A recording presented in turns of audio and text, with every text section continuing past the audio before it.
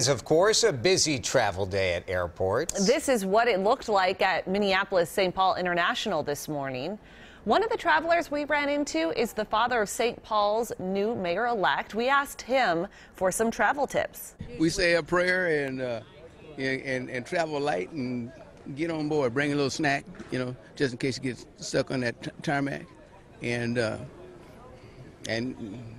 seek adventure and savor life. I just lost my brother. His funeral was this Monday, and so you got to savor this life. You got to grab it. You got to snag it and hold on to it and live it. AAA says this year's Thanksgiving holiday travel will be the busiest in more than a decade because of a strong economy. Air travel is expected to be up 5% from last year and road travel up about 3%. Flyers are paying the cheapest average airfare since 2013. Drivers will pay the highest Thanksgiving gas prices since 2014. Gopher football coach P.J. Fleck just showed up, and he's already getting a contract extension. University of Minnesota and Fleck agreed to extend his contract for one more year through 2023.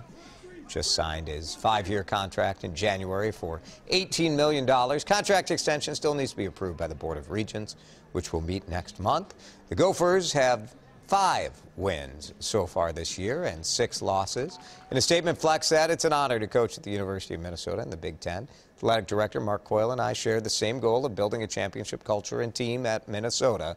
It's a goal we're working on daily together and one that we will achieve. Minnesota lawmakers facing sexual misconduct allegations are planning to resign.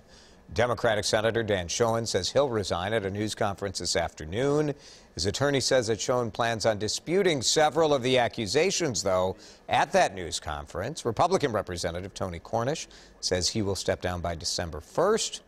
Both men have been accused of inappropriate behavior by women who've worked with them at the Capitol. Today, we heard from the woman who accused Senator Al Franken of groping her at the Minnesota State Fair. Lindsay Menz says Senator Franken grabbed her rear as they took this photo at the Minnesota State Fair in 2010. Here's what she said this morning on ABC's Good Morning America. I was surprised and kind of wondering, did that really just happen? You're going to take a photo with Senator Franken. What happens? So my husband steps away from us to take the photo. I stand next to Senator Franken, and he pulls me in towards him, and then he moves his hand to my butt. And you thought? I was shocked. Senator Franken says he doesn't remember taking the photo, but says he feels badly Menz felt disrespected. A Wisconsin father has now been arrested in the death of his 3-month-old baby who died in July.